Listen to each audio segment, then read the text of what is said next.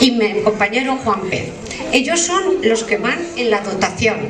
Vamos a enseñarlos primero que todo las luces, los rotativos, la sirena, porque ellos están ahora mismo de urgencia.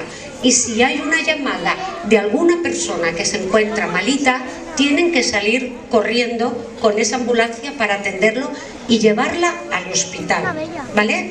Luego tenemos a mis tres compañeros, Selene, Isidoro y Vicente, que pertenecen al plan de recogida de alimentos, que han venido conmigo, y solamente desearos que, bueno, os guste esta demostración de la ambulancia, y si luego cuando terminéis la ambulancia está ahí, podéis mirarla por fuera y ver cómo está dentro, la camilla, todo. Mirar las luces, ¿ves? Esas son las luces de emergencia.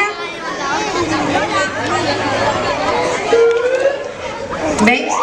Las sirenas. Y ahora Gemma os explica un poco. Sí, Gemma.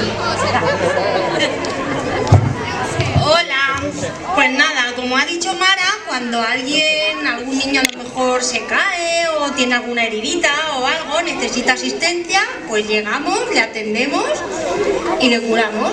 Si necesita ir al hospital, lo trasladamos al hospital para que lo terminen los médicos de poner bueno, y si no, pues ya ha sido solo sustito, que suele ser así siempre, pues se van a casa con sus padres y ya está. Tenemos camilla, tenemos vendas para cuando os hacéis daño, tiritas para cuando os